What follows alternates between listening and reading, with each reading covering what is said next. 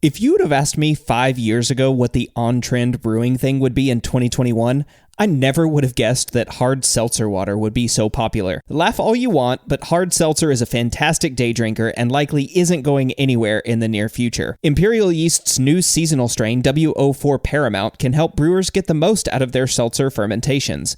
A clean and aggressive fermenter, Paramount will produce an excellent seltzer with low fusel alcohols, and it's produced in a gluten-free medium. If you've tried making seltzer with standard ale or lager strains, you know the struggle, and Imperial Yeast is here to help with W04 Paramount. Check it out at imperialyeast.com.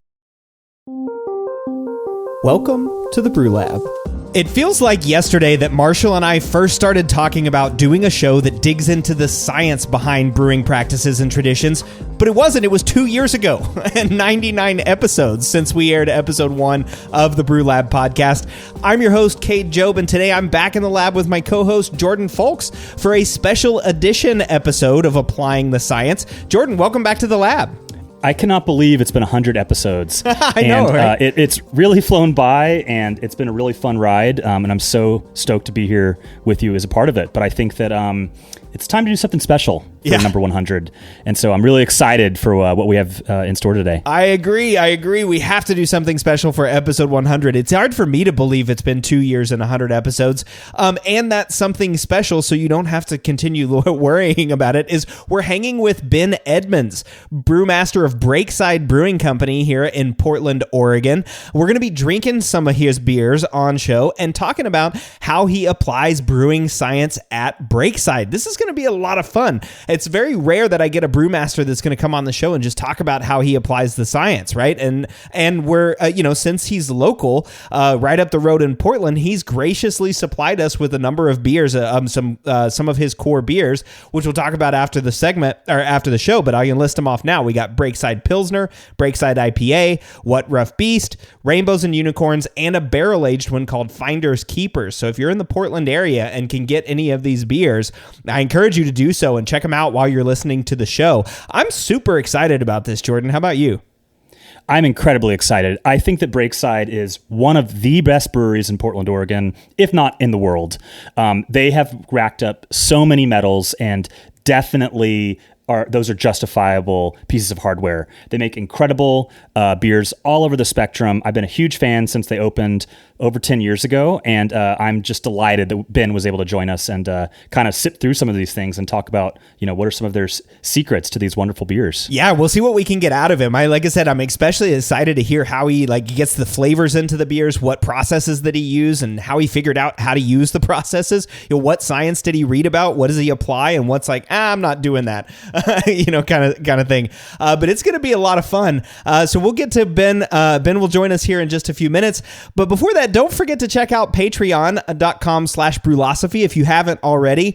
Remember that just for a small monthly contribution, you get access to a bunch of cool rewards like unpublished contributor recipes, discounts at YakimaValleyHops.com, and an invite to a monthly live Q&A session. And this month's guest is Trent Musho of The Brew Show on the YouTube channel. That's not to be confused with The Brewlosophy Show, which Martin Keene hosts. But Trent has a ton of videos to help homebrewers with recipe design or process, and he'll be answering any and all of your questions about his videos or anything homebrew related.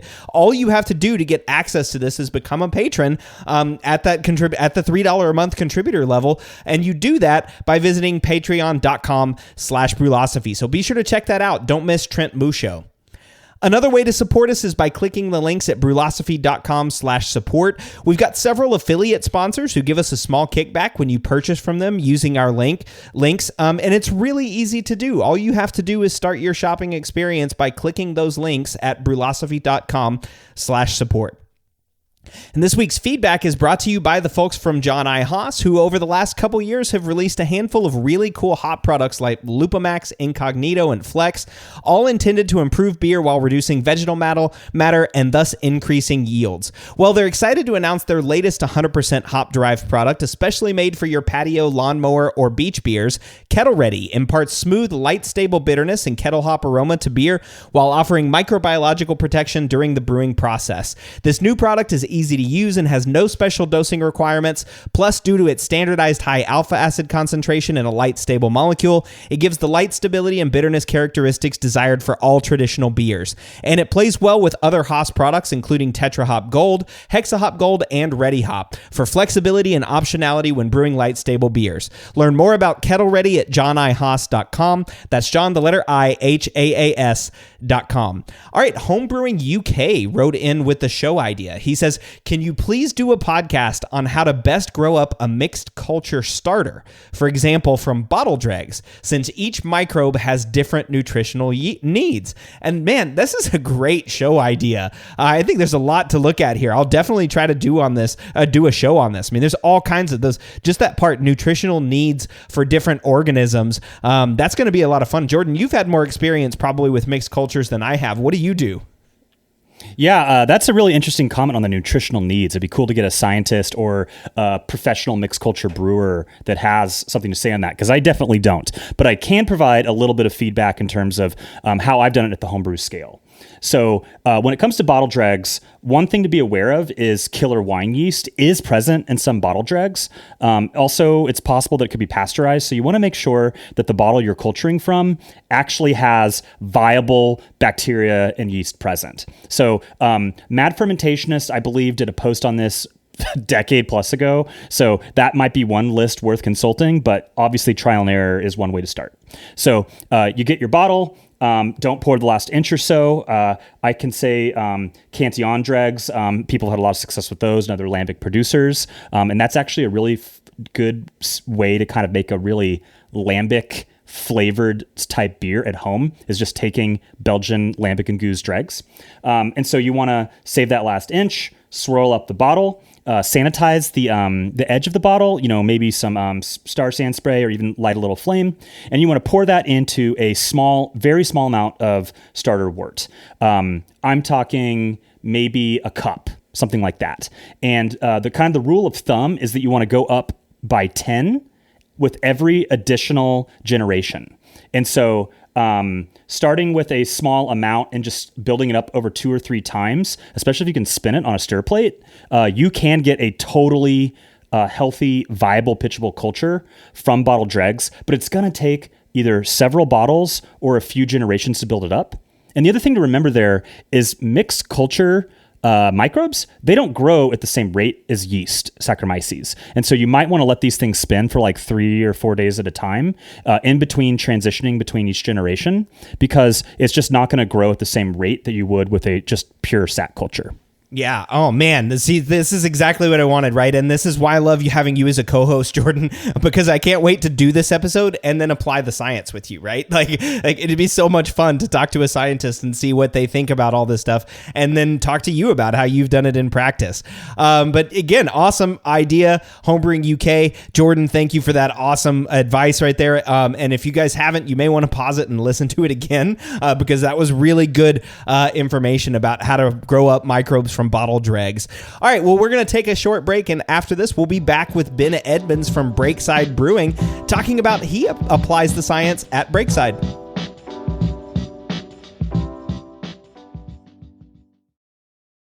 We all know that designing recipes is really fun, and doing it well is so much easier with good software. We at Brewlosophy recently made the switch to Brewfather, and honestly, y'all, we could not be happier. Brewfather utilizes the latest technology to bring you the most robust cloud-based recipe design software that can be accessed anywhere, on your phone, tablet, desktop, and even offline. It also works seamlessly with numerous third-party devices to make it easier to monitor every step of your brew. I know change can be difficult, but trust me when I say you need to go to brewfather.app today to try it out for yourself. That's brewfather.app.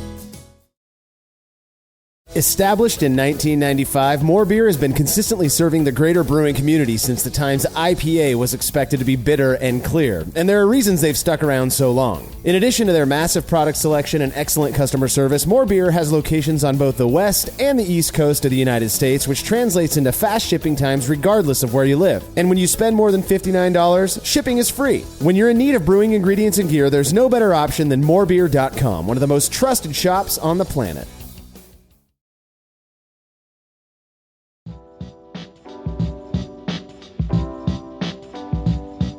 When I first moved to Oregon in 2020, I asked a colleague which Oregon beers he liked and which ones I should try. "What rough beast?" he replied. And at first I thought he was poetically buying time to answer my difficult question, but no, he meant the beer, What Rough Beast, brewed by Breakside Brewery. And Rough Beast has quickly become my go-to IPA. And for this 100th episode of the Brew Lab, I thought it'd be a great idea to talk to Breakside's brewmaster, Ben Edmunds, about how science influences his brewing. So Ben, welcome to the Brew Lab. Thanks so much for having me. That's an awesome story. It's a true story, too. And Ricky, if you're listening, thank you for that excellent recommendation. And of course, Jordan, you're a big fan of Breakside as well, right?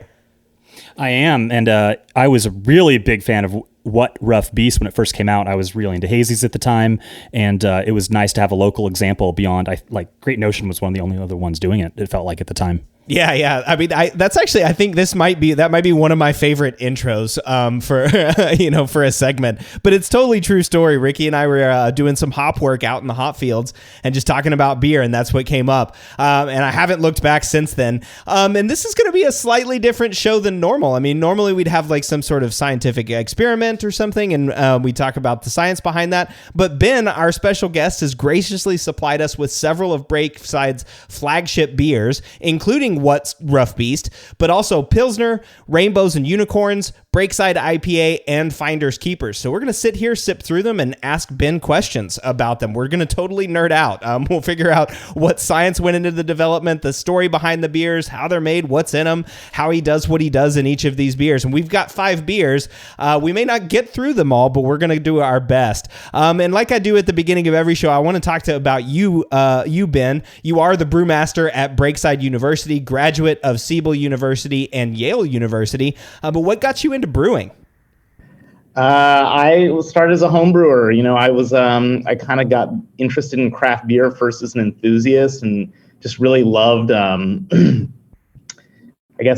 visiting brew pubs and the flavors of kind of going to somewhere that had like a wide range of different beers. And it just kind of hooked me, and pretty quickly went from just wanting to taste and drink those beers to understand how they were made and what made them different from each other, and understand the history of different styles and the kind of international brewing traditions behind them. And I kind of just went down that nerdy rabbit hole and ended up, as many folks do, end up wanting to actually then make their own beer. I had a great friend named Andy Reif, who introduced me to home brewing in 2006. I was pretty I'd say kind of knowledgeable consumer at that point, but hadn't really made beer. Probably 2000, a little bit earlier than that. Doesn't really matter. 2003, 4, 5, in there. Yeah. And so Andy and I started brewing, and we brewed a ton. I think we brewed more probably in 1 year than the little local brew pub made in the town we were living in at the time.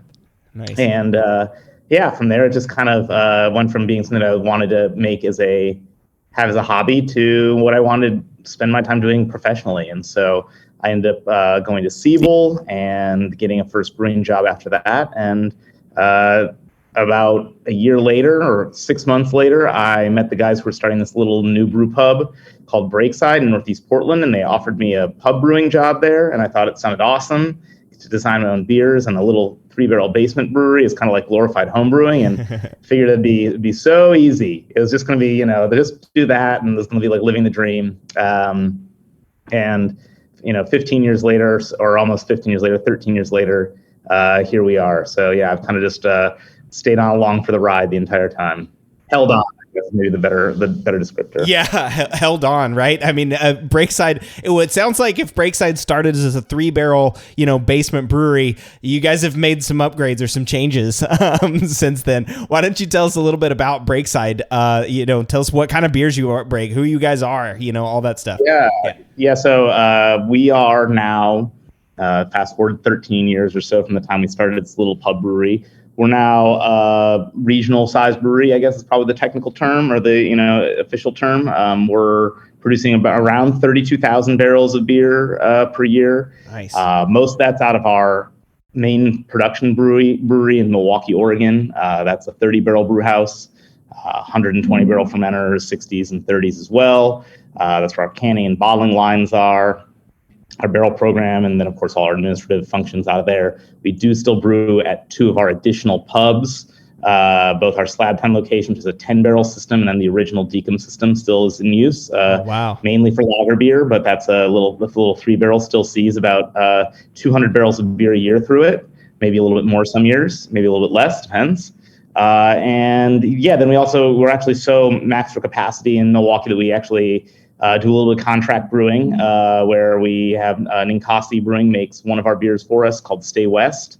So if you see that in the wild, that's a beer that's a Breakside brand that's our recipe, our hops, our raw materials, but Ninkasi produces that for us. Wow. Yeah. I've actually got Stay West in my refrigerator as well. They've been doing a great job with it. Yeah. Yeah. Oh, it's fantastic beer as well. Yeah. As all the Breakside beers are. That's amazing. That's cool. So you're actually sort of expanding or, bursting at the seams a little bit right now.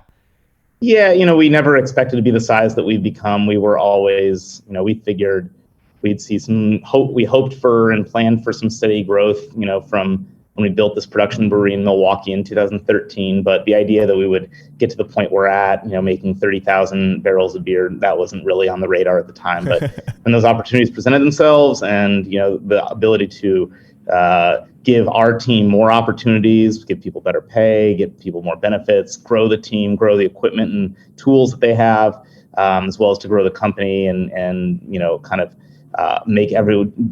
do better by everyone for it. We of course seized that and took advantage of that. Yeah. And of course that's another awesome thing about Breakside, right? An employee owned brewery. We are employee owned. Yeah. So Scott Lawrence, who's the initial founder, he sold about 30% of his stake, basically into an employee stock ownership program that now our employees benefit from. So everyone who's been with Breakside for a year, whether they regardless of their role within the company, they are automatically enrolled as a employee owner. That's amazing. Yeah, that's really cool. I love supporting breweries that do this, right? That really care about their employees and give back to the community. I mean, Breakside does a lot of that too as well. We can't go into all of that or otherwise we'd just be talking about all of these amazing things that Breakside's doing, the whole time. We got to start trying some beers. And so the first beer that I've got in front of me is Pilsner. So I'm going to give this a crack. I will join you. Yeah. Oh, I hope that comes through on the audio in the recording, but I love that hiss. So Ben, maybe as we're pouring these, you can tell us a little about the beer, the philosophy behind it. I was telling Cade before the show, I'm a big believer that there is yet another type of Pilsner in this world that I would call the Northwest Hoppy Pilsner. I think Freem and Breakside Pilsner are great examples of it. And I'm curious if you agree with me and if you could maybe tell us a little bit about your philosophy and brewing practice behind the Breakside Pilsner. Yeah, it's interesting. That's a great question. I'll get back. I'll answer that kind of indirectly. Breakside Pilsner has been a beer that we've made since 2012. And it has changed a lot over the years. My first brewing job in Oregon, and my first professional brewing job was at Upright Brewing. And at the time, we were making a beer called Engelberg Pils, which was one of the first, I think in Portland, other than maybe Hopworks was doing their Hub Organic Lager, which they didn't really even market as a Pils, but it definitely had some Pils, was Pilsner-like. But I think that Upright was actually the first Portland brewery to really market a year-round Pilsner. I mean, they're a small brewery, but nonetheless, it was kind of a first in a seminal moment, I think, in Portland brewing. And so when we opened the production brewery here, we wanted to make a Pilsner. I love Pilsner. Again, I was trained at Siebel, which means that I was also trained in Germany, in Bavaria. So Bavarian lager, including Southern Bavarian Pilsner, is stuff that I'm very, very excited about. Styles that I really like. I spent a lot of time in my formative beer drinking, craft beer drinking, and professional beer drinking days, like learning about those styles. So for sure. Anyways, the original concept of Breakside Pils, if we roll back to like 2012, because there was no really such thing as a Northwest Pils at the time, right? It was pretty. This didn't exist. Was to try and kind of triangulate somewhere between Engelberg Pils, which was had a lot of whole leaf character to it at the time, and because that's what Upright was predominantly whole leaf brewery, still may be on that beer. I'm not 100% sure actually, and Augustiner Pils, and everyone talks about Augustiner Helles and Edelstoff and these other beautiful, wonderful Augustiner beers. Yeah. But I always was a huge fan of Augustiner Pils, and fresh Augustiner Pils, if you get it at the brewery, is incredibly aromatic, very floral, very soft, almost kind of melony in its hop presentation. A lot more aromatic than I think people assume. in large part because you can't get that beer in the United States. And by the time you get a lot of German Pilsner in the United States, they're not in the best shape package-wise, so a lot of those aromas have dropped. And I find German Pilsner to be quite a bit more aromatic than people generally assume. So when we were doing this, we kind of wanted to be Germanic in orientation, but we also were trying to appeal to a Northwest palate. And so the original recipe of like Breakside Pils had, for a 30-barrel batch, a pretty substantial whirlpool charge, like over a pound per barrel. Oh, wow. If you look at what the hop schedule was for that beer then, it was all European hops. We were mainly using Hallertau Hersbrucker, which is still the key hop in this beer, but it's changed. There's some other hops in there now. But it was definitely more of an orientation. It looked almost like an IPA or a pale ale type hop schedule, with a very, a small bittering charge, kind of a mid-sized late kettle charge, and a pretty big whirlpool charge. We've never dry hopped Breakside Pils. I think it'd be a digression to start talking about dry hop lager here, but just suffice to say that we've never really gone that route, figuring that we could get a lot of hop aroma from a 1 to 1.3 pound per barrel whirlpool charge. Anyhow, I think as my knowledge of Pilsner, international Pilsner, grew, I came to realize that like we were definitely brewing Pilsner from a hop side, kind of like an American brewer would approach it, with this big hop charge. Yeah. And I think at the time we felt like that was something that, in order to get people hooked on Pilsner in the in the Northwest, it needed to kind of have that hop intensity to it. But fast forward a few years, and I think you start to see a handful of more traditional versions of German Pils, including the Freem Pils, enter the marketplace and have a lot of success. And our Pils was doing very well for us. We were kind of thrilled by how it was a much better seller for us initially than our IPA when we went into distribution. And sorry, I'm really going on a tangent on this. No, you're great. The reason why we're not interrupting you is because we're like on the edge of our seats listening. So, I mean, we really enjoy this. Anyhow, so when Freem Pils came out, we kind of made the decision that, like, we wanted to make our Pilsner slightly more European. And that we felt that now that Freem and some other kind of producers in the Northwest were putting out more traditional European Pilsner, and I'm really still talking about German style, but Bohemian style, I guess, is starting to rise in popularity as well. We felt like we could maybe move directionally toward that, because we liked those beers a lot. And we said maybe we should make our Pilsner should be a little bit more traditional. So I think at some point we and this is probably 2017, 18, we pretty well swung the pendulum toward a much more traditional European hop schedule. What I would describe as smaller additions, higher BU, but more persistent hopping, as opposed to some larger charges. So that whirlpool charge went from something that was probably north of a pound per barrel to more like a third of a pound per barrel. So quite a bit of a drop, even though the BU stayed the same. So a lot more hop through the kettle, early kettle, the late kettle, first wort, et cetera. And now I think we've started to swing the pendulum back a little bit. So this version that you have in front of you probably has a little bit of its whirlpool charge restored now. We're probably closer to about 2/3, somewhere between 1/2 and 2/3 a pound per barrel. Again, all European hops. We're using, I shouldn't say all noble origin hops or U.S. grown versions of noble hops. Yeah. We do use some Liberty and some Mount Hood in this beer, but it is predominantly Hersbrucker and Hallertau Mittelfrüh. So yeah, it's been an interesting journey to see like kind of where the hop expression is. And I think that is, to answer that question, Jordan, about the Northwest kind of orientation here is like, do you want this beer to be very traditional German? Do you want it to be hopped like an IPA, or do you want it to be somewhere in between? And I think we're finding that we want it somewhere between those two poles. The early Breakside iterations probably still to our palates would be too much. The one that we ran with for a little bit was probably a little too austere, and now we're trying to kind of hone in on this one that we really like now, which is I describe as a happy medium between the two. Yeah, it's wonderful. This fresh can that I'm drinking right now is incredible, and it almost strikes me somewhere in between traditional German Pilsner and this kind of new modern Italian Pilsner movement. And like you said, you're not dry hopping this beer, and it has that kind of spicy, floral, beautiful hop experience that is just pushed a little bit further on the Italian side. Totally, and I think that's an interesting point about like that style, like that the concept of the dry hop pilsner, the Italian pilsner. I mean, those beers, and we've made kind of variations of those at the pub level over the years. In my experience, and talking to people who make them more often than we do, they're pretty lightly dry hopped. I mean, you're only talking about beers oftentimes that are around, well under a half a pound per barrel of hops on those Italian pilsners. I think that when Pivo, or I know Marble Pils is a great example of this. That's won many medals at GABF over the years.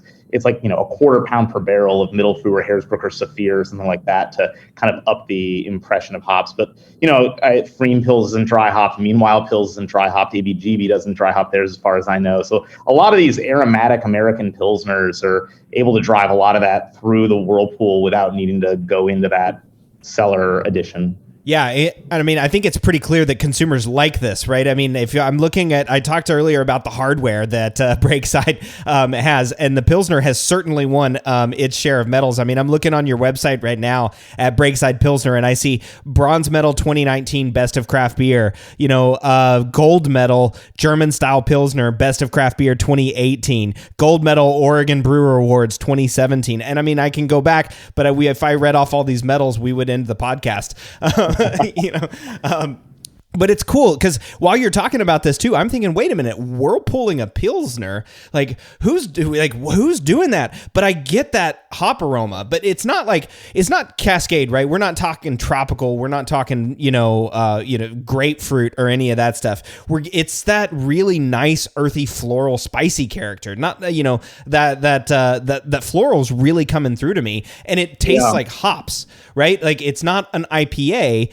It's bitter, but tastes like hops, and I really appreciate that in a Pils. And I have a follow-up question on that for you, Ben. You mentioned First Wort, and maybe you can walk us through the hop schedule in a little bit more detail, because I'm curious, how you're thinking about that. If you're really doing that German rule of thumb of 1/3 of the hop charge is First Wort, do you get anything out of that? And what does your flame out mix look like? Because I've heard that certain noble varieties don't play well in the knockout edition, and I'm just kind of curious if you have any recommendations or lessons learned there. Yeah, so for us on Pilsner right now, it would be the total load for a 30 barrel batch is going to be just over a pound per barrel. So we'll call it 30 barrels. We actually cast out probably close, from the kettle, it's probably 35-ish barrels by the time it leaves the kettle, but by the time it's in the fermenter, it's 30. So, anytime I'm talking about this, if you're crunching numbers at home on it, I would say what I call a 30 barrel batch actually is 35 barrels of wort in the kettle. Yeah. So, and when I use my numbers in pounds per barrel, I'm talking about is 30, not 35. So keep that in mind. It actually means it's slightly less hopped in the kettle than what I'm going to say, right? If you want to go true liquid. But all right, with that said, we're probably right around 30, somewhere between 38 and a half and 44 pounds. So in a 30 barrel batch, and that's in 4 charges. That's pretty much 11, 11, 11, 11, or 11, 5.5, 11, 11. And the only thing that's going to change there is going to be based on alpha acids. Harrisbrooker, which is, the mix in this is about basically, it would be about 30, it's a little bit more than 33% Harrisbrooker. It's close to probably 40% Harrisbrooker, 30% Middle Fruit, and then 30% either Mount Hood or Liberty, depending on which one we happen to be working with for our hop contracts at the time, or whichever lot we're preferring, or what happens to be in FIFO inventory for us. But those two kind of, both Hallertau grown derivatives, or Hallertau derivatives grown in the U.S. And so you said that's split into 4 charges. So is that First Wort, bittering, middle or late flame out, and then, or late kettle, and then a whirlpool, or when are you adding those? It's kind of there's no real bitter. This First Wort serves as a bittering charge counts for us. Okay, and then the next one's probably 30 minutes before end of boil. Okay. And then it would be 5, 10, or 15, depending on who wrote the recipe and what the, again, the alphas are. Then whirlpool. Yes. So nice. That's pretty much right.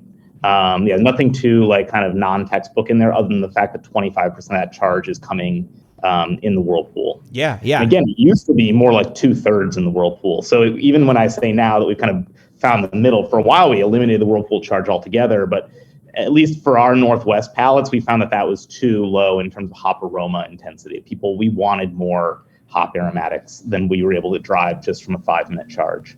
And do you find that you get any hop aromatics, or for that matter, a smoother bitterness from the first wort hopping approach?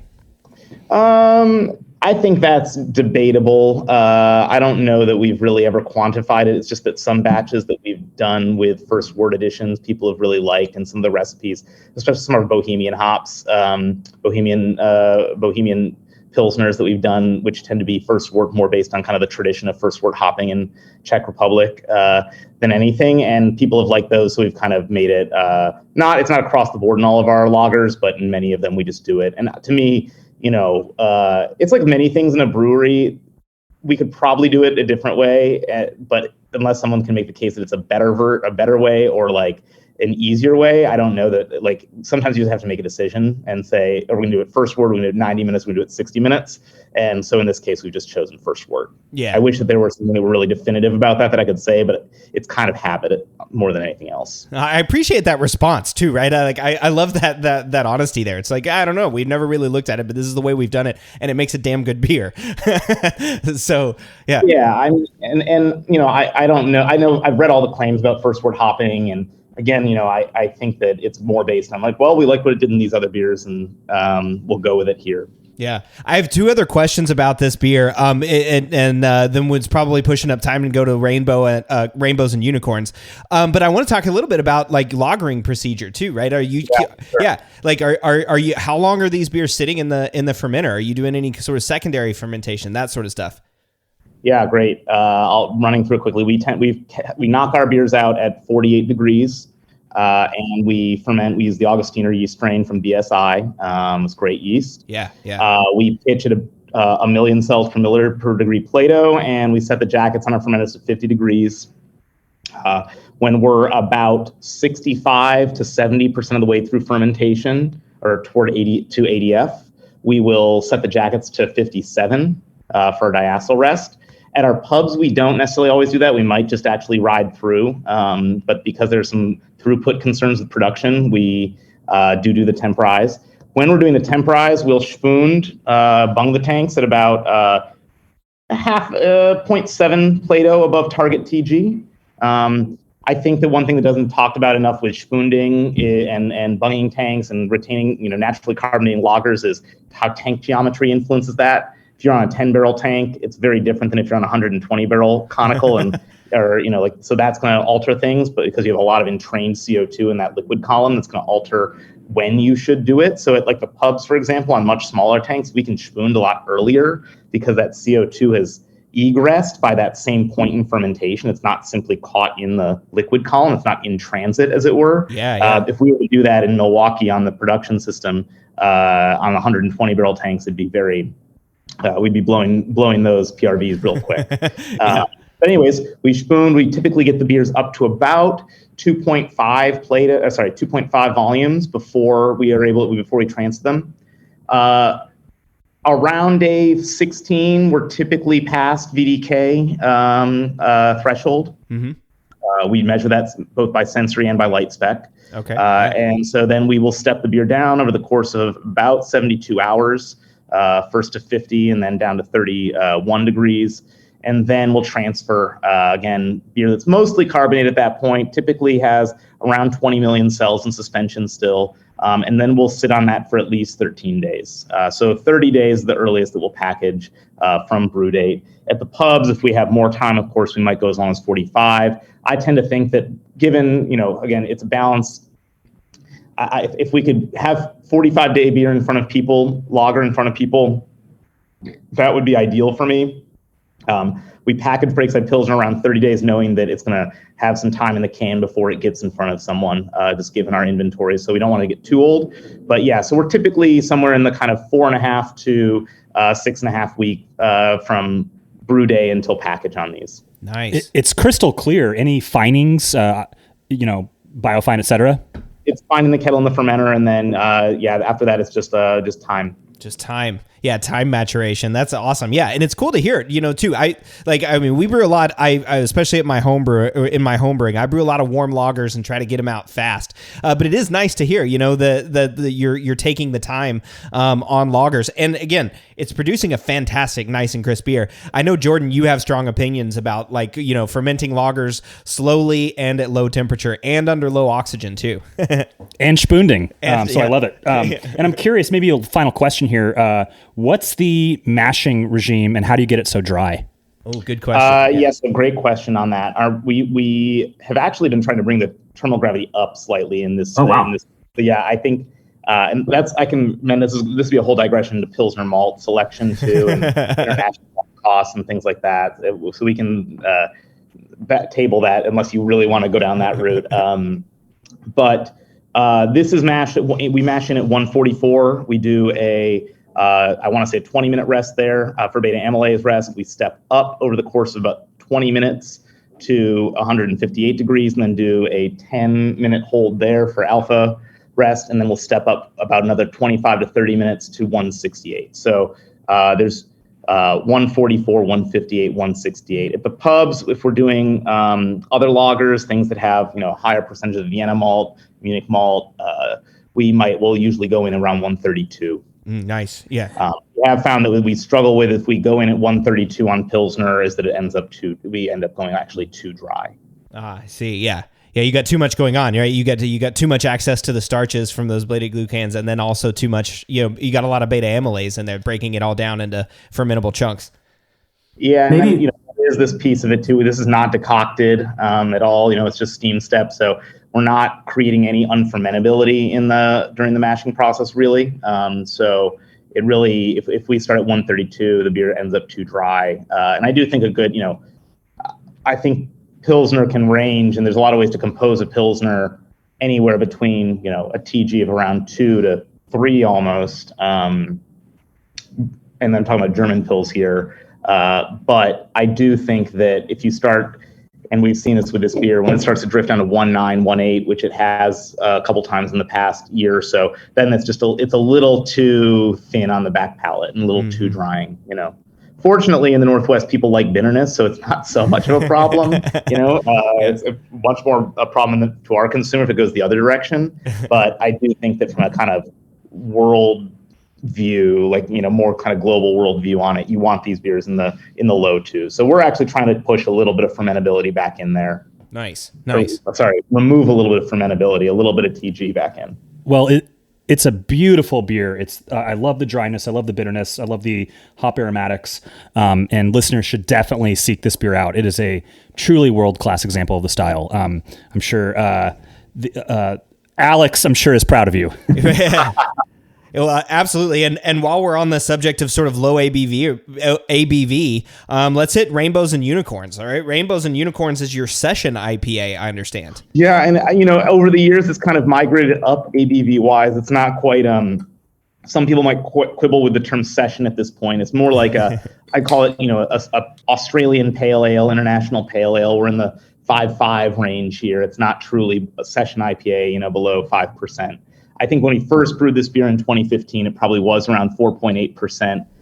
But because of just where we wanted this beer, as this beer's evolved, as the hops we're using it have evolved, we found that we like the way that it expresses kind of malt and hop together at around 5.5, 5.6. So yeah.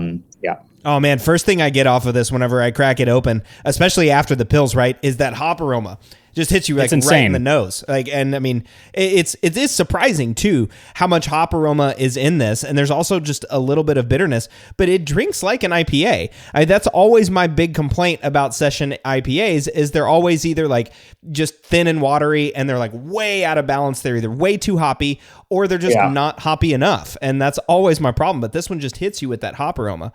I think that when we first made the beers, we kind of, we loved the hop character so much that we kind of were able to give a pass to that kind of the balance question. And now that we've been making this beer for 8 years, I think that we found that what we wanted was that at 4.8, it really was hard get the intensity that we wanted hop wise without the beer drinking too much, too thin, too dry, slightly astringent, etc. You know, and I always think it takes a little while to get over your kind of novelty bias toward your own beers. You develop a new beer, a new brand, and you know, everyone loves it at first.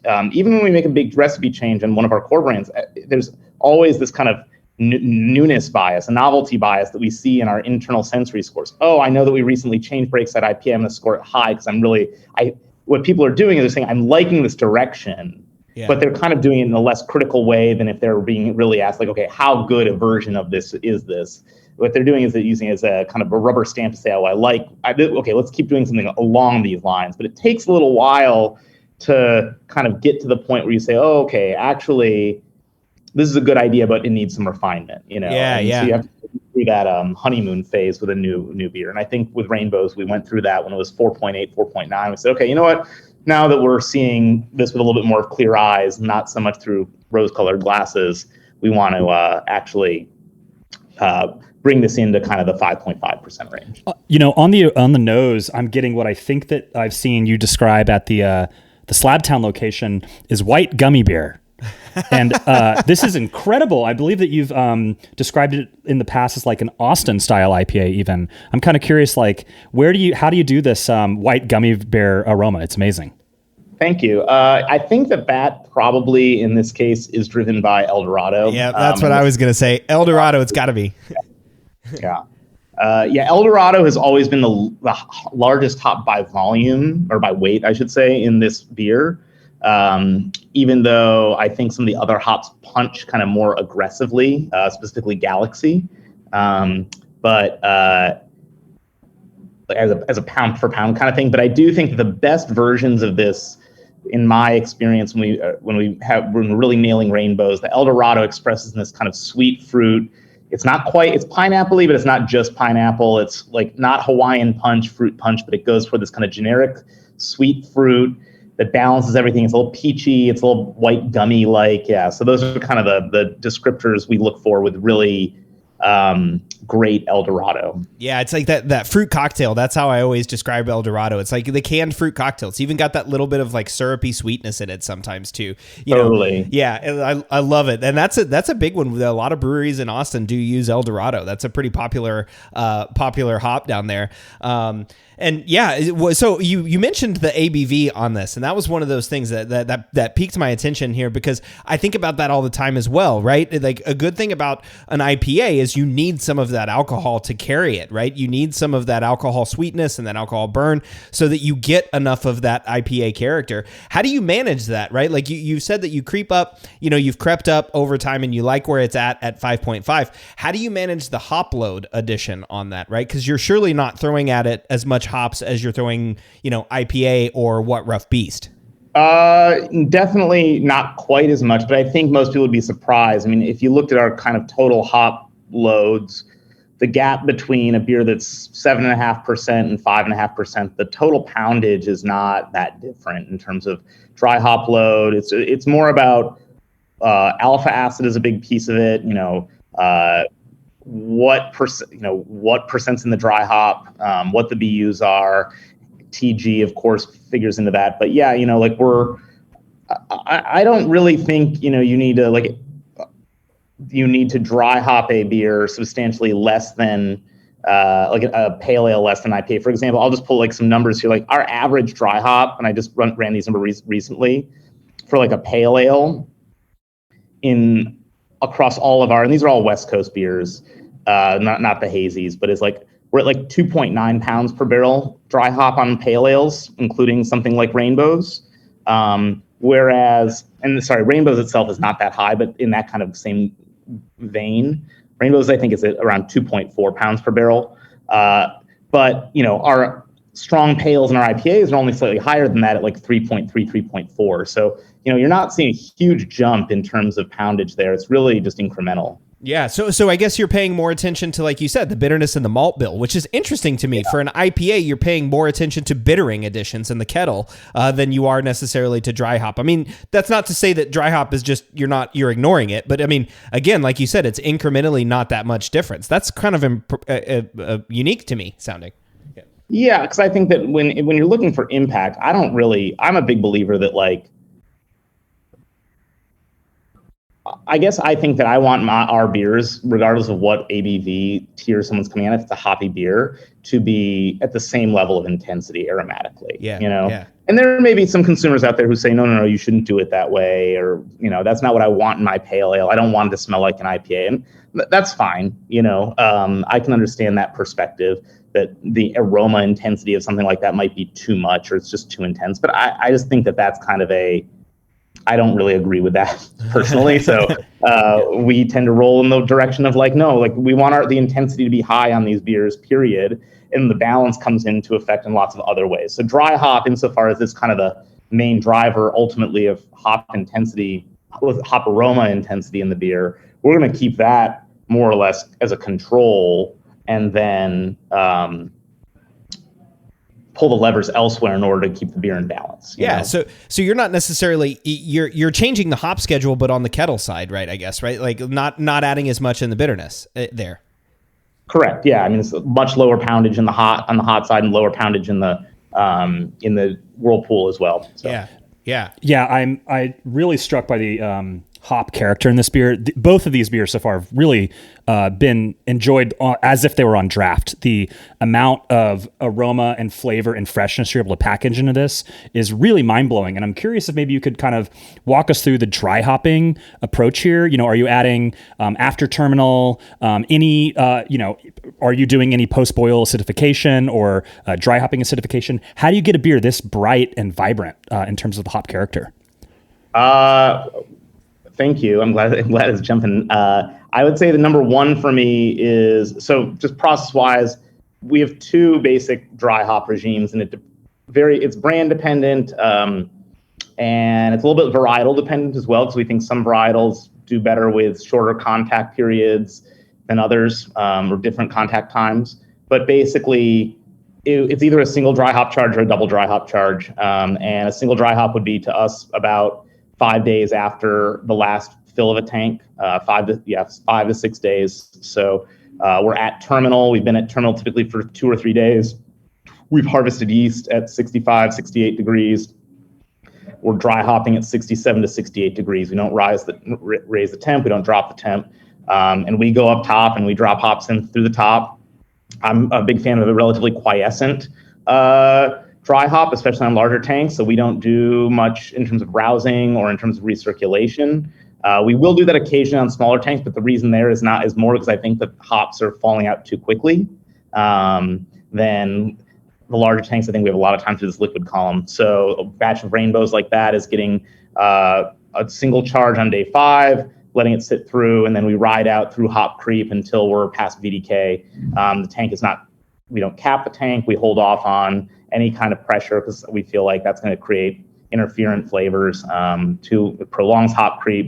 It seems to diminish hop intensity in our experience. It's very counterintuitive. You think that you're losing all this aroma by leaving your tank open during hop creep, during this re-fermentation, and in reality, I think actually you're allowing things to happen quicker and get through it faster so that hop aroma is there. And actually, for you guys be interested in this, and this is a fast, there's so much brewer voodoo around the idea of CO2 scrubbing of hop aroma. Yeah. But I don't know that it's actually true. Oh man, we need to do an episode on this one, Jordan. I got to find a scientist to do this. Yeah.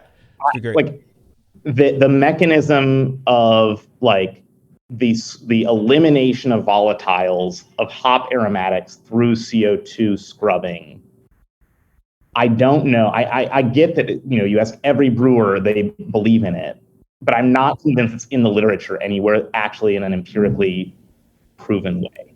Well, that's why Kevin is spoonding the cold IPAs, right? It's in theory, there's nothing's going away.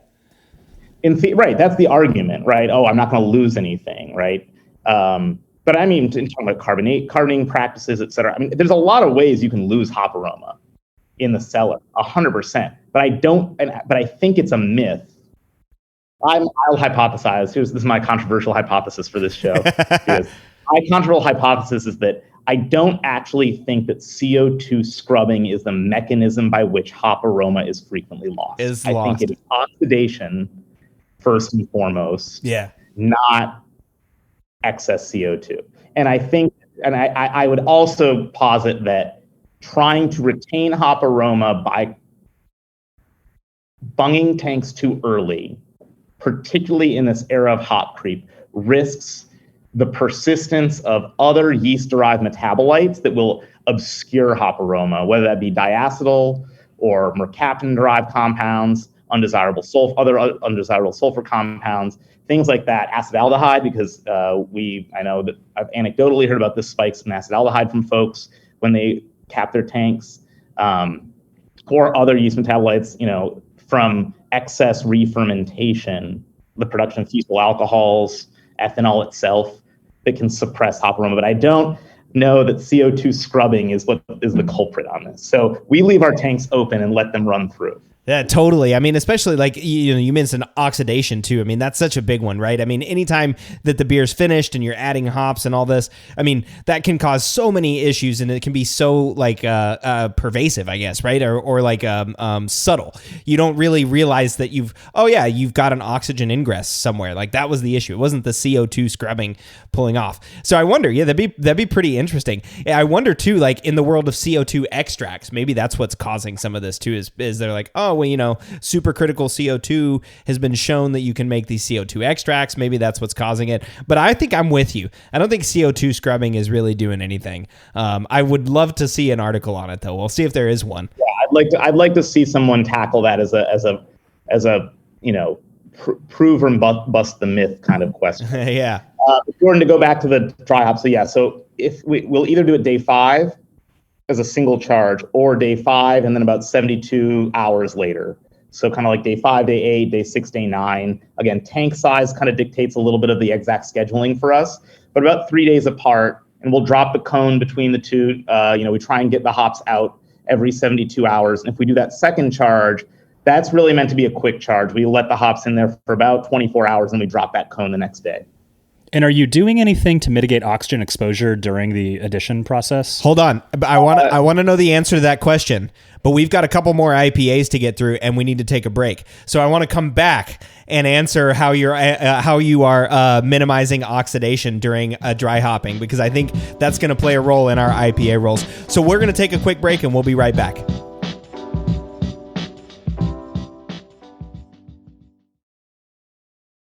One of the biggest improvements to my brewing practices was the upgrade to stainless steel, and Delta Brewing Systems offers some of the lowest prices on high-quality stainless gear, like the Firm Tank, which holds 8 gallons or 30 liters of wort, comes with a domed lid to reduce the chances of a messy blow-off, and it can hold up to 4 psi of pressure. Delta Brewing Systems also has their own line of brew kettles, as well as one of the lowest-priced all-in-one electric brew systems out there, and their prices are remarkably affordable. If you're in the market for legit stainless gear that won't break the bank, you've got to check out deltabrewingsystems.com.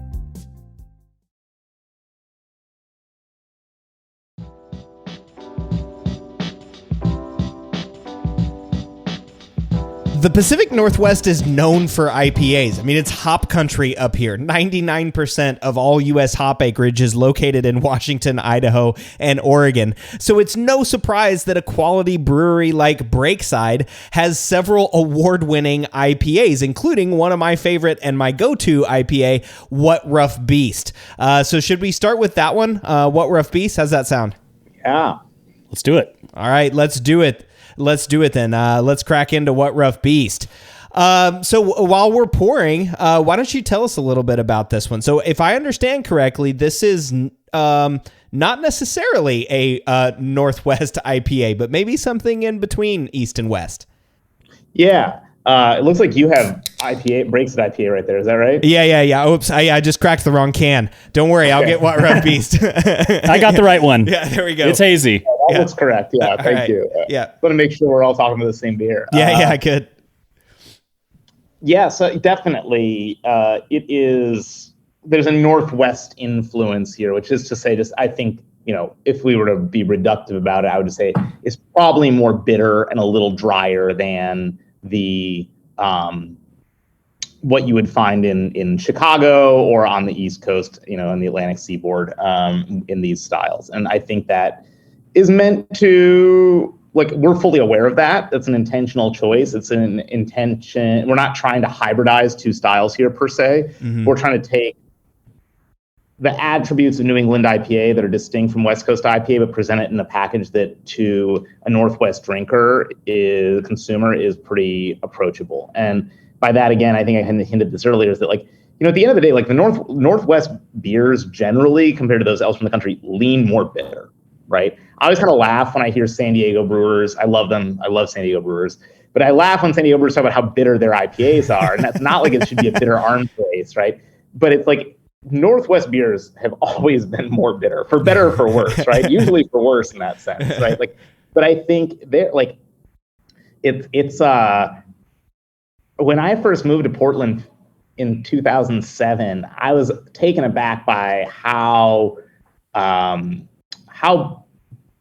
bitter the beers in this region are in Seattle and Portland and throughout. And I think, of course, I've learned to love it, and we brew in that tradition, but need to be fully aware that actually the Northwest, not just brewers in the Northwest, but the Northwest consumer leans in a slightly more bitter direction than what you're going to find elsewhere. So if you put these beers in front of people elsewhere, they might be kind of taken aback by how bitter they are. But with all that said, what we're trying to do here is create a Northeast IPA, New England style IPA, juicy IPA, whatever you want to call it, hazy IPA, that appeals to our consumer here. Well, and I think that's one of the reasons why I liked it the most. Remember, when I first came to Texas, Texas is lager country, right? Light lager country. There's not a lot of hoppy beers. It's totally different than Portland, right? You go into a Portland bar and you look at their taps, and there's 16 different IPAs and maybe a lager and a dark beer. But in Texas, it's the exact opposite. There's 6 or 7 different light beers.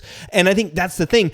People didn't like a lot of the bitterness, but that was my problem always with hazy IPAs, is they're just so sweet sometimes, right? And they're so thick and they're so gummy, and it needs some of that bitterness. Well, and I think generally as a market phenomenon, and that is more of a science-based kind of podcast, but it is worth pointing out that I think that largely the Northwest as a region has shrugged off hazy IPA at the kind of mass consumption level, because for 2 reasons. One is, it's not people didn't like the IPAs they were drinking in 2015 here, right? There was a long-standing tradition of people enjoying hobby beers. And 2, a lot of hazy IPA isn't bitter enough for this consumer market, and so I do think, and What Rough Beast, for what it's worth, sells a lot worse than our 3 top-selling West Coast IPAs. It's probably our number 7 best-selling beer. But it's, I think it has survived in the market better than some other hazies, because we framed it as a more bitter version of it that works for this region's palate. Yeah, I gotta say, I loved hazy IPAs when I first discovered them, 2014 or whatever, and I've come full circle. I absolutely despise them at this point. I can drink this beer. I'm really enjoying it. And I got to say, Ben, I haven't had a What Rough Beast in years. I've just avoided all hazies like the plague. And this is bringing me back. I can jive with this. I like the level of bitterness that you have in there. I'd love to know how you do that. The haze, it's not dragging me down. It's not like drinking a cup of yeast or something like that. I like the dryness. It's right where I want my beer to be in general, and it works in a hazy format. Yeah, so a couple of the things that I'll point as kind of finer points. Thank you for all this. Very kind. Color-wise, there's an orange hue to this, which for me is really important. I know that some people want their hazy IPAs to be pretty yellow. To me, when you have yellow beer with haze, it can risk looking like chicken broth really quickly. So we want this kind of nice orange glow to it, and we achieve that with just the use of a small amount of aromatic malt in the beer. And that's also a nod to Widmer Hefeweizen too. I think if Robin Kurt had opened Widmer in 2015 and not in 1984, they were designing a flagship wheat beer, it would have been hoppy like a hazy IPA. And so aromatic malt or some kind of 20-ish Lovabond dark Munich type malt has always been part of the Hefeweizen as far as I've been told. And so that's kind of one of our tips the hat to them in this. We are very much, it's all wheat. I'm not a big oats guy. I feel like oats, particularly a lot of the malted oats, and flaked oats have a really fatty quality to them that both impacts mouthfeel, but then, mainly impacts mouthfeel and creates kind of like false rancidity to me in the beers. So we go with just about 30% wheat in this.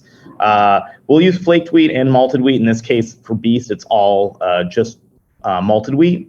And then haze-wise, we worked a lot of time on haze stability in this beer, and I'm really proud of where we've gotten with it. And we found that part of it is that we have to kind of treat it nicely. It's not like you can be non-interventionist and end up with a beer that's going to stay in a stable haze. If you don't do anything, you'll get a hazy, murky beer at first, but it's going to drop out and drop brighter than you want. So to get that kind of proper level of residual protein in suspension, required some adjustments to our refining regime, both in the cellar and in the kettle. We don't use any kind of Werf lock, but we do use Brutan B, which is kind of like a tannic acid, and it's tannyl B, so it acts on polyphenols. And then we do fine it with biofine, but I think that too, not overdoing your protein levels is really important to building a stable haze. I remember this presentation that John Paul May did at the MBAA ASBC Summit, and I think it was 2018. It was one of his presentations on unlocking the secrets of New England IPA, and was looking at turbidity units in these beers and how they changed over time. And of course, the beers that were the most stable were actually ones that started with only medium haze. The higher haze you started, the bigger of a drop off you saw, and that was something that we always kind of ourselves approached. Like we had already been trying to do that, but that kind of validated what we thought was like, oh, we don't want to be starting too hazy with these. If we start too murky, it's going to drop off. And I assume that is just kind of, you have more to flocculate together at that point, right? Like it's going to pull itself out, a biophysical kind of movement, as opposed to being able to kind of stay into smaller particles in suspension. And then the other piece I'd say is that about haze, and I lost my train of thought on that. Well, you mentioned Brutan B, so you're using Brutan B, not Tannyl A, because isn't Tannyl A the haze stabilizer? Yeah, Tannyl A is a haze inducer, right? That's exactly, yeah. So we don't use that at all in this. This is Brutan B is kind of the opposite of Tannyl A, and we use that in the kettle. It's actually in all of our beers. One I think is a pretty important tool for us as far as kind of cleaning up mouthfeel. Yeah, that makes a lot of sense. I was going to ask, so like with proteins, are you doing any? Jordan's apparently got some Brutan B right here that he's got as well. So are you changing any of your mash regime to mess with proteins? Are you doing a protein rest or anything like that, or no? Just using that Brutan in the kettle. We use Brutan in the kettle. We don't do anything different mash regime wise on Beast here than anything else. I think that again, like not overdoing it with the protein load in terms of raw material selection. We're not trying to create more fan in this beer. We have plenty of that from our North American two-row malt and the amount of wheat that we choose. So I think that if anything, we're trying to avoid a overabundance of insoluble protein from an overuse of things like flaked adjuncts and really high percentages of wheat malt that then will require I would say additional evasive maneuvering to prevent those proteins from falling out of suspension. Yeah. That makes a lot of sense. And I guess we should talk too. You mentioned this is like slightly more bitter. I mean, I'm looking at online. It's IBUs of 55. I mean, that's pretty high for a hazy. I think most hazies would be less than 40 or so. So 55 is pretty high. But listen to this: Gold Medal Best of Craft Beer 2020, Gold Medal Great American Beer Festival 2019. Right. In the hazy or juicy, strong pale ale category, right? I mean, so this is clearly even customers outside of the Pacific Northwest are rating this as a great example of a hazy IPA. So props to you for that. And maybe Ben, you can talk through how you get 55 IBUs. Is this? I'm guessing a lot of it comes from the whirlpool. Curious how you get there and what's perceived versus measured. Yeah, we've also played with this over the years. I'd say that we're actually. The version you're tasting is probably lower BU than it has been for a long time, So it's we actually we kind of go through these cycles internally where we think oh, we've gone too soft. Now we need to bring it back up. And then we're like, wait, this is too bitter, and bring it back down. So right now, I'd say we're at kind of a lower point where we're actually kind of like trying to soften the bitterness a touch. In this case, it's mostly CO2 extract that we're using in the kettle to kind of lock in what I would describe as a very clean bitterness. And then we cool pool this. So we get a decent, it's a fairly large whirlpool charge, but at a cool level. And then we use, 180 degrees or so. But it's all T90 through there. So I think we get a little bit of texture. I think we get a little bit we get a little BU pickup. But I think that the biggest piece of it's probably 30 or 40 BUs from CO2 extract in the kettle. That's probably persisting through the finished beer in a way that like kind of locks things in. I think that a lot of the time too in like hazies, it's that I really respect, that I don't think that where they're not underbittered and overly sweet. To me, it's like we never talk a lot about the absence of undesirable secondary bittering compounds. And I think that that's a really important piece of like why we've moved toward extract and some use of cryo and things like this. We're trying to cut out not so much vegetal matter, but secondary auxiliary bittering compounds that can create, especially in a hazy beer, create kind of an undesirable texture on the palate. Yeah, undesirable texture. This is one of those things I'm wondering about too that I get all the time in hazy beers is hop burn, or what I describe as hop burn, like whether it's polyphenols or whatever else are coming in there. But it's just like you taste that beer and you go, that hurts. It like physically hurts you. Yeah, I mean that certainly is those beers are wild. I mean, it's amazing that people manage to get those flavors in beer. I've had some where I've had that kind of like gag reaction because you're like, oh my gosh, it's burns. It's almost yeah. And this doesn't have any of that. I've noticed in my brewing that I get that with cryo. And I just don't love the cryo character. I don't know if you've tried the new Lupomax product. I find that that's like a little bit closer, kind of in between like T90 and cryo. But I'm curious, like you mentioned cryo earlier. Are you using cryo in this? There's cryo in the dry hop in this, yeah. Nice. And is it a proportion, or do you double dry hop? Is there, maybe talk through the dry hopping strategy here? With this bit, we actually, this is one where we've done a lot more empirical trials on over the years. We did every variation on hazy IPA of 100% early during fermentation, 100% at day 5, split day 2, day 5, split day 5, day 9, and we found some interesting things, but I don't think that any one of them is fundamentally better than the others. One thing that we did find internally, though, is that the batches that got dry hopped earlier seemed to drop off. While they scored higher earlier in sensory, they scored worse later on. Yeah. Whereas the beers that got the single dry hop at day 5 or the split dry hop kind of late in the same way we would dry hop a West Coast IPA, even if they scored lower earlier, they actually continued their kind of scores improved over time. Single charge late, we decided that does not work, so we don't do that. But so right now we've for this we've settled on a 2-time charge, kind of similar to our West Coast beers. So again, day 5, day 9. I also think that for me, one thing that we focus on when we're talking about this beer, and it's a hard thing to kind of quantify, but is this kind of concept of like pellety versus juicy. Yeah. And the quality of flavor.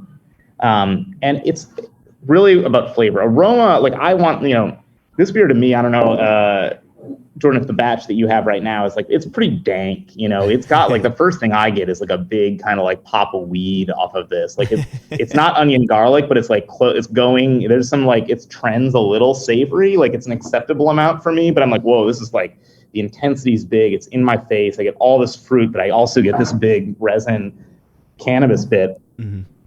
So I'm fine with that because that just smells like hop. Yeah. But as soon as it hits the palate, I want it to be fruit. Exactly. I want it to be juicy. And like that's an important, I think that's a lot of technique through cellar, hop choice, lot selection, et cetera, that happens in the way in which we drop hops, the way in which we find the beer, the way in which we sell the beer, the amount of hop load total. There's a lot of different variables in that. But I think the difference for me between really expressive, excellent hazies and average ones often comes down to that kind of pellety versus juicy character. There's a lot of very good hazy beer out there that is a little bit, to me, that I taste, I'm like, oh yeah, it's pretty pellety. And I say, it's fine. It's a totally fine beer. But like the best hazy IPAs make that transition where suddenly on the palate you're really getting a fruit forward experience, and it's a fruit forwardness that's driven by hops, not by esters or alcohol. Yeah, exactly. That's exactly what I was going to say. That's my favorite thing about What Rough Beast. You were talking about this, and I was saying it in my head because it drops off that it gets that nice juicy character to it. There's like pineapple, there's tropical, there's this awesome juice that hits the palate, but it smells like hops, right? It smells resinous whenever you're smelling it, and dank, sure, but to me it's hops, right? Like when I smell it, I go, oh, this has got hops in it. This smells great. There's a lot of fruit on the nose as well too. Like whenever you're there, yeah. Yeah, and there's also this other side of the cliff, or the arete that you can fall off of here, right? Which is that you can go so far toward juice that it starts tasting pithy, and that like vitamin C. Yeah, and that's not good either, right? So it's like you need to keep it like a clean juice. It's like it's an interesting line to toe. Yeah, and like you said too, like the opposite side, when you've got too much of that resinous or hop character, when it tastes dank or when it smells dank on the nose, and then it tastes vegetal, right? Or it tastes like you've just been like sucking on a like a piece of cannabis or something, and it's just like or like a piece of asparagus, right? It smells dank, but then it tastes like asparagus whenever you taste it, and I'm just like, that's what I hate. Those ones I really don't like. I appreciate the balance on this on What Rough Beast. Yeah, I'm getting, dare I say, mango, some tropical fruit kind of things. I'm really liking it. And I think maybe we can go back to that question we asked earlier is how do you mitigate oxygen exposure throughout the process on the cold side, dry hopping to packaging to make sure that you're able to preserve those beautiful hop aromas and characters? Yeah, great question. I mean, first and foremost, during the process of dry hopping, of course, you're risk introducing a lot of oxygen. We sparge with carbon dioxide beforehand, and while we're dry hopping through the spray ball arm, so we're getting this nice blanket of CO2 while we're adding the hops. I know some people would argue that there still is going to be some oxygen ingress at that point, though we've not been able to quantify that and have tried, but so assuming that if you can get by the idea that we just simply go up top and are able to add the hops with minimal oxygen pickup at that point and maintain the aromas that we do, after that, we just have really stringent standards about what we do during cellar touches after that. It's at the commercial brewery level, kind of the standards level, it's like, we monitor for leaks on a very, we're aggressive about monitoring for leaks. We're aggressive about topping up tanks. We're aggressive about what our delta is from fermenter to bright tank in terms of DO pickup during transfer. And if it's above 5, we scrub the beer. Again, going back to the CO2 question, if that beer has oxygen in it, I'd rather try and scrub that oxygen out with CO2 and I'm not worried about the hop. I'm worried about the oxygen that I'm leaving in the tank if I don't scrub it out. So if we're above even 7 ppb pickup or 5 ppb pickup, it gets an extra 10 or 20 minutes of scrubbing. And then, I mean, I can say all that, but at the end of the day, where most people struggle, from small breweries, large breweries, is in packaging. It's getting that beer into package at a level of oxygen pickup that is not going to degrade the beer. And we can talk about cellar technique all day long. We can talk about raw material selection all day long. But if your packaging is not on that same level, it doesn't really matter because you're going to end up with more DO in your beer, more oxygen in your beer than you want. And so for us, for our canning line, our standard for pickup is shaken DO pickup of under 10 from the bright tank.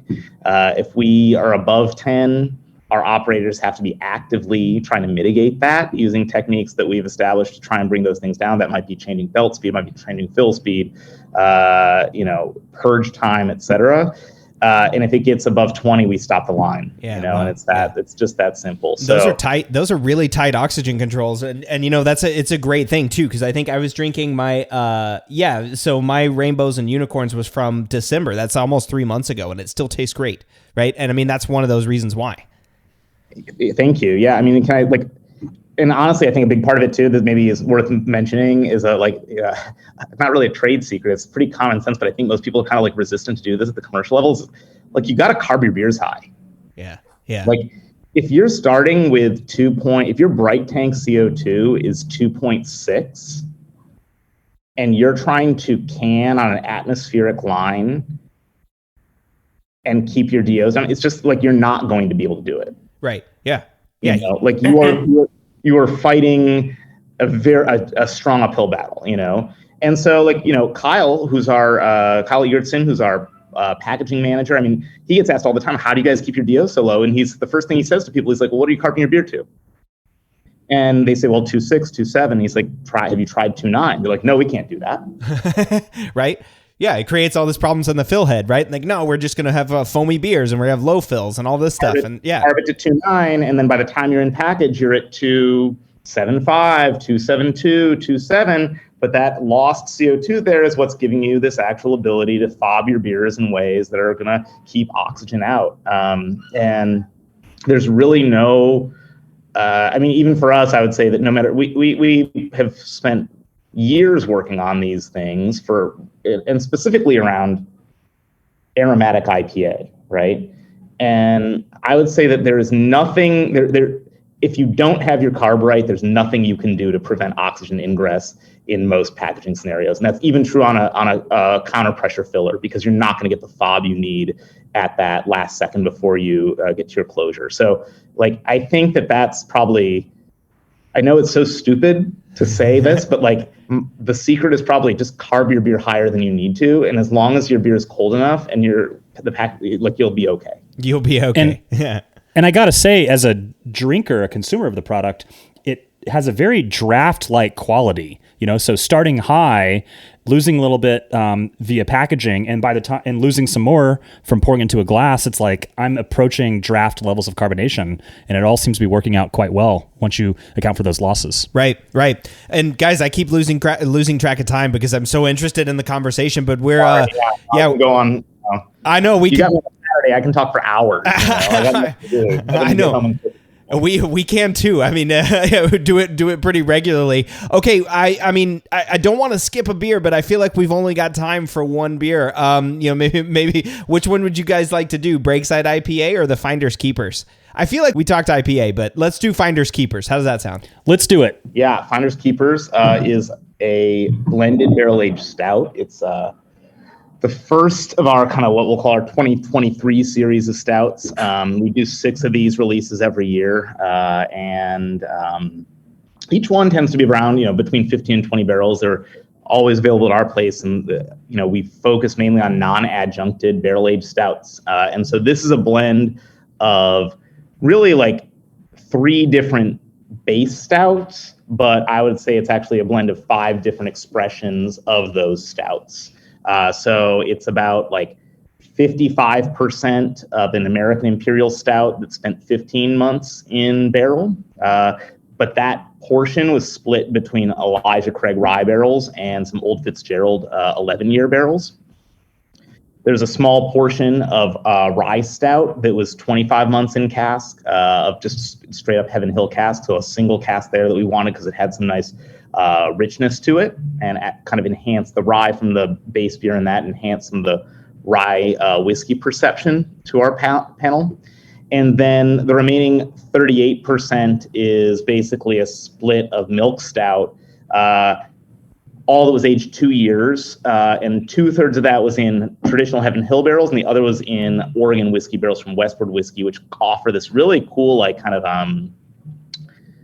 I don't know. With the Westward barrels, I always describe it as almost like an eggnog-like character. It's got cinnamon rumminess that's really nutmeg. That's really cool that they have this kind of distinctive expression of whiskey, especially when with our stouts. So yeah, and it's a really exemplary beer of ours in the sense that I mean that in the literal sense of exemplary, in that it shows what we try and do by blending several different threads of barrel-aged stout together to create distinct expressions when we end up with finished beers. This didn't start as a beer called Finders Keepers that we put into barrels. The beer Finders Keepers was blended from stouts that we have in barrel. Yeah, that was a question that Jordan and I were talking about before the show. Jordan, why don't you read from the bottle what it says and then talk about that question that we were having? Well, it says 12.5% or 12.6, 25 IBUs, bourbon and rye whiskey barrels, 16 casks were used in this product, and it was aged 19 months. So you were talking about different barrel ages there. So is that 19 months basically an average across the inputs? Exactly. Yeah. So yeah, anywhere from the youngest components 10 months, the oldest components 25 months. So how do you decide, when the beer's ready? Like one of the things I always talk to my wife about, there's so many things in life that like they don't go ding when they're done, right? It's not like an alarm goes off, Yeah. So how do you know, like, no, this one needs to go 25 months, or like this one needs to go longer, or hey, let's blend this. What if we put this one that's 25 months with this one that's 19 and this one that's 10? How do you decide any of that stuff? Yeah, I mean, but that could be a topic for a whole podcast. I know, right? I know. All of these, it seems like every beer we could have just done a whole podcast on.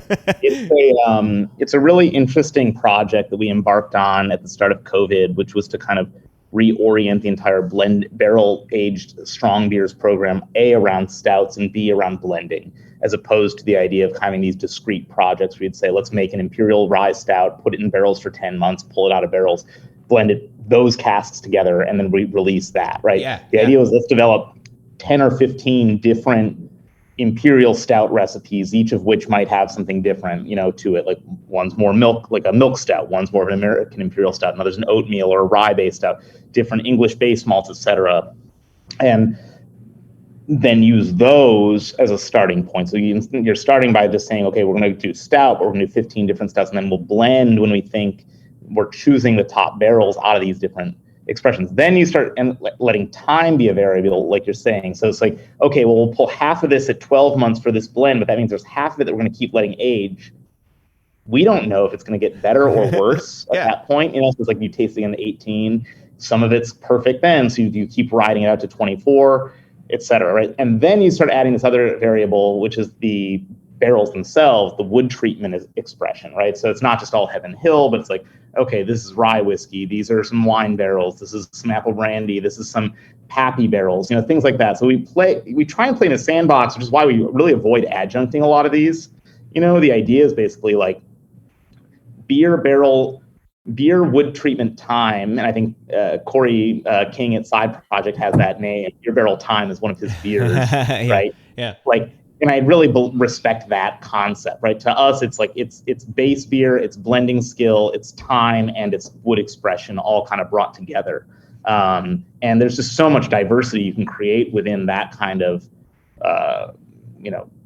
problem set that like you don't need vanilla and cacao nibs and marshmallows every time to put one of these beers out, or cheesecakes in the stout or whatever you're going to put in there, cookies or anything. I don't know why, but I just got this like Bob Ross vision, right? Like while you were talking about this, I can just see, like if you were blending these beers, instead of standing in front of like a canvas and putting the paint up, like, okay, here we're going to put the little mountains and we've got our little paint, all of our different paints here. And that's not a mistake. That's just a happy accident. I can kind of see like this is your barrel program where it's like we're not just like you said putting one 30 barrel batch into barrels and letting it sit for 2 years, pulling it all out and then bottling it, right? You're actually you're doing kind of what Lambic and Goose brewers are doing in Belgium, but you're doing it with stouts in barrel aged in beers. That's really cool. That's the first time I've ever heard of anything like that.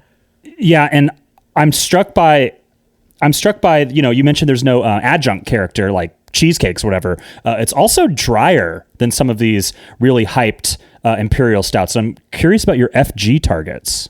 Yeah. Do you want to guess what the FG is on this beer specifically? I would love to guess. Yeah. Give it a sip, and then I've got a hydrometer next to me, but I'm going to guess 1030. 1030. So that's 7.5 basically, Plato. Mm-hmm. This one finished at 11.7. Dang. Okay. So that would be like right. That's almost 1048. Yeah. That's basically like you could ferment this beer like, totally, and it could go into Pilsner. So to that, Jordan, I said, and so for me, like it's interesting, because I think that indicates where the palate has gone with these beers generally, that a beer that's even 11 Plato to some people tastes drier and let's not add value to the term drier in this case. But like when we first started making these beers, wood aged stouts, I mean, in 2015, 2014, they were finishing at like 6 Plato, you know? And even as late as probably 2018, 2019, we were probably only in the 8 Plato. So again, 1032-ish range. And I've kind of come to the point where I like things between 10 and 13 Plato as a finished blend.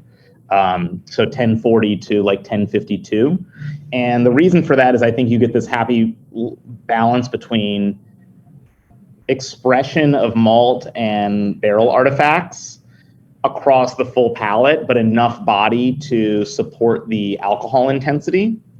And if you go beneath that, you maybe get more malt and spirit, but the beer drinks too thin, almost like a highball. If you go above it too far, I think you just get this kind of, this sweetness just overtakes the palate too early.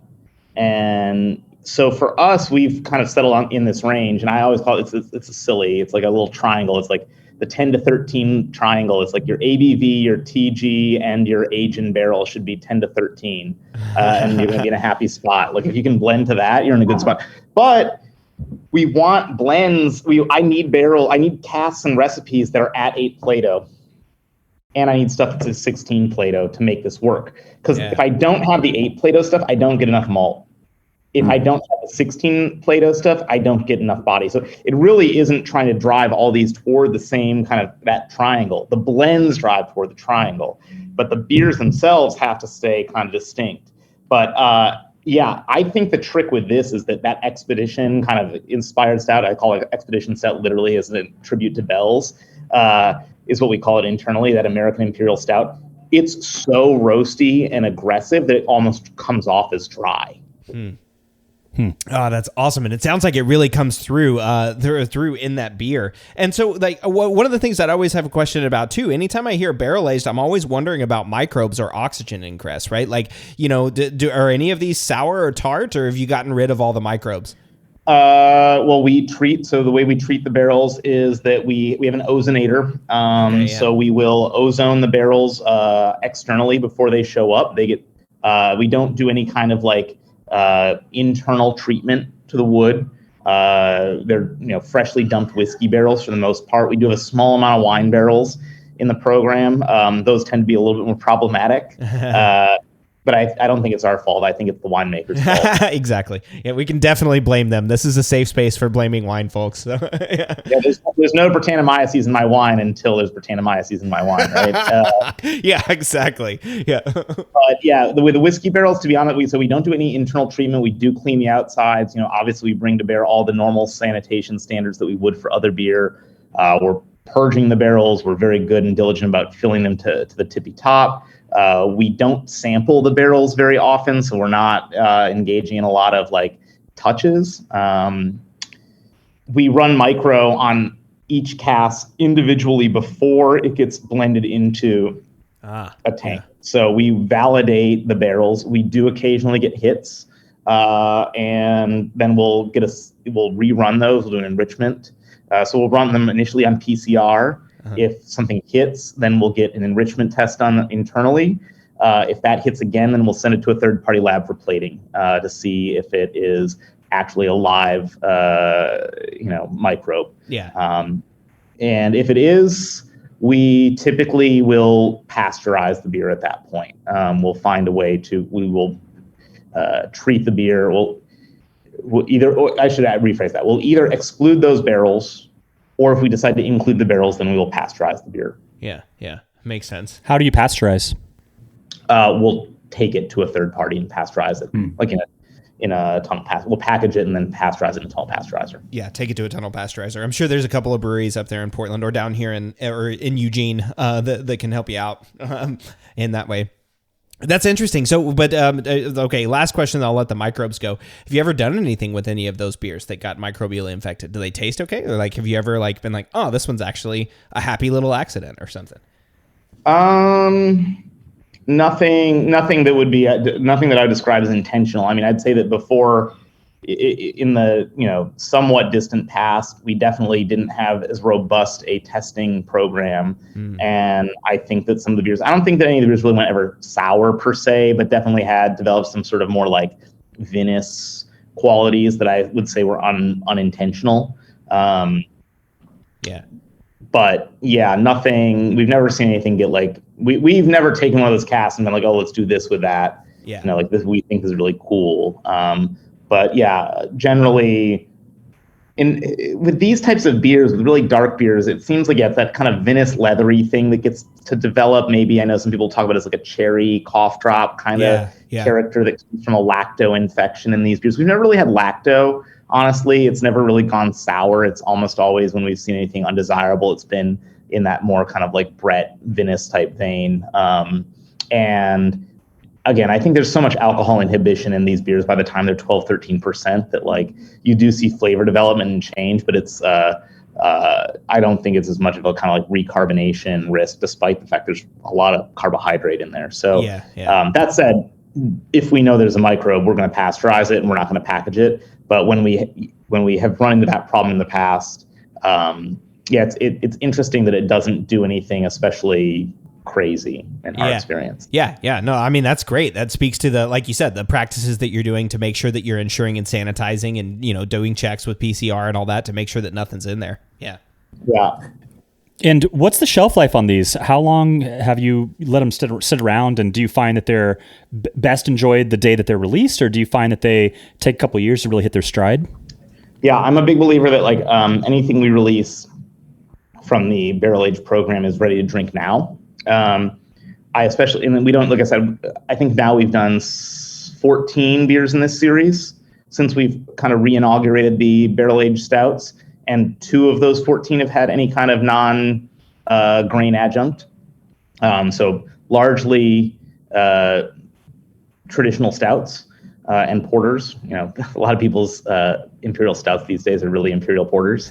But like the adjuncted ones, I think, drop off sooner. I think that would be my only note on that is like, I don't think that they're especially sellable, but like something like Finders Keepers probably can hang on for a couple of years. We sometimes, typically it's about a year in that we find like some of the beers seem to perform best in front of like judges and competition. Like there's maybe some mellowing and some oxidative influence that we see that's positive there. But yeah, I think that what we release is usually ready to drink. And are you bottle conditioning your stouts? Nope, these are carbonated, force carbed. Yeah. Is that the same for your sour line? The mixed firm beers are bottle conditioned. Yeah. Mm-hmm. Have you played around with bottle conditioning stouts at all? We've not. Yeah, just not yet. It'd certainly be interesting to try, but we just move them through, and we target pretty. I know it doesn't look like it, but we actually target again a very high carbonation going into the package because these beers don't like to fob. So to hit our kind of normal packaging specs, they require more CO2. I remember a listener wrote in on the Brewlosophy podcast and was asking a question. They had made a really high OG beer and it finished really high. I think something like you're saying, like 11 or 12 degrees Plato, like 1048 or 1050. And he hit it at like, tried to burst carbonate it and just couldn't get any carbonation to come through. And he was asking, like, is the ethanol or, is it just such a high, TG, a high final gravity, or, what was going on there? And I wonder, maybe that's it. Maybe he was hitting it with a lot. Like on a homebrewing batch, he was hitting it at like 50 PSI, which is just a 5-gallon keg. That's going to put it, way above, 4 volumes, if you're trying to hit it with that. So, but yeah.